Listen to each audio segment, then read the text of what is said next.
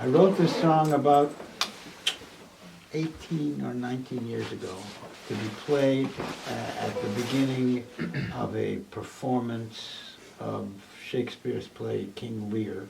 It's a song that I played many, many times over the years, refined it a little bit here and there. And a few years ago, I had a stroke. I had 2 strokes simultaneously, and I had had another stroke earlier than that, but I had 2 strokes simultaneously, one on each side of my brain. So one side affected the mobility of my right arm, and I had to really struggle to learn to play the banjo again.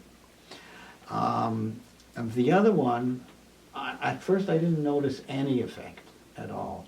But eventually I started realizing it was like I lost all my automatic muscle memory of my left hand. It wasn't that I didn't have the dexterity, I just couldn't remember where anything was anymore. So songs that I've been playing for years, I suddenly find I have to figure out what I was doing before. This is a song that I decided 3 days ago I was going to do it again now. I had worked up a version, worked it up again during the pandemic and done a video of it. So I thought I'm going to be able to just pick up the banjo and play it again. And lo and behold, it's like I knew what it sounded like in my head, but my hands didn't know where to go. So I started figuring it out, and then I went, okay, I'm going to have to watch the video. So yesterday I sat down with the video and watched it about a dozen times or so, and I pretty much thought, okay, I think I remember what I was doing. Then when I tried to play it, I didn't quite remember, but I had to work on it. Today I figured out a little bit more, and I think I remember what to do. But I'm keeping track now of a lot of different things at the same time, remembering, playing, what my right hand is doing. And to make matters more complicated for myself, inadvertently, during this process I found myself revising the words. And I went through about 4 different revisions, which means that I have to keep track of all the changes I made in the words, too. I don't think I've yet gotten through it once without making some mistake, or several mistakes. This will be the one. This might be the one, it might not be the one, but this is what we call a test flight.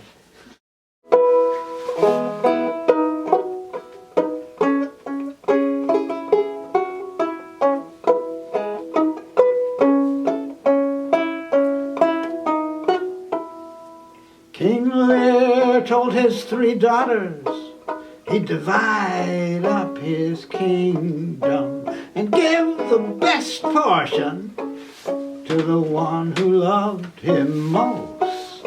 But the 2 who despised him then plied him with flattery, whilst the 3rd, who really loved him, could not bring herself to boast.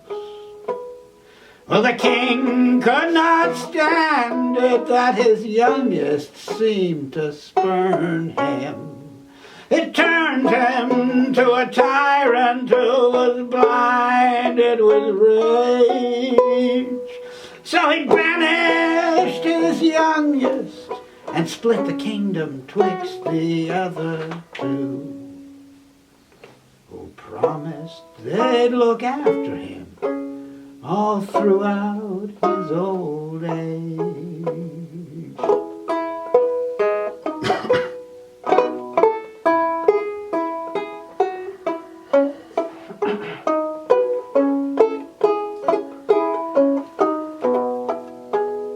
But those 2, they did not love him, and so they did leave him to fend for himself in his madness and ill health.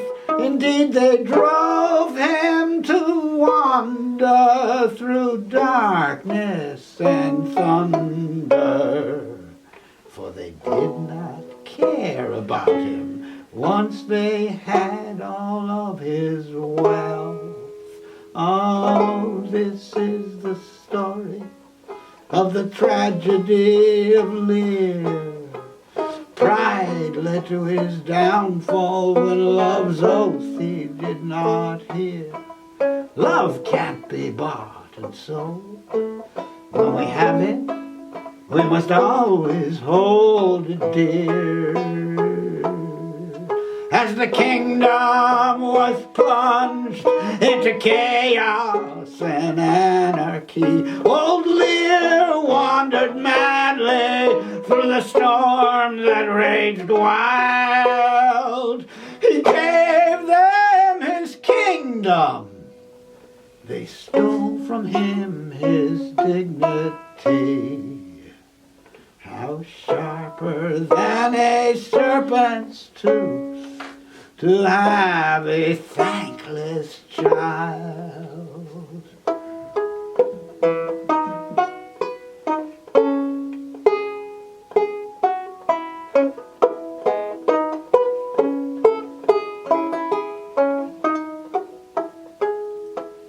Yet the two eldest sisters in the end destroyed each other in a battle for one lover. Oh, they had evil hearts inside.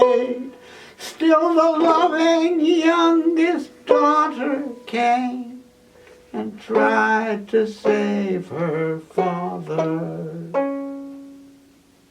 But she was hanged for her trouble, and the old man cried and died.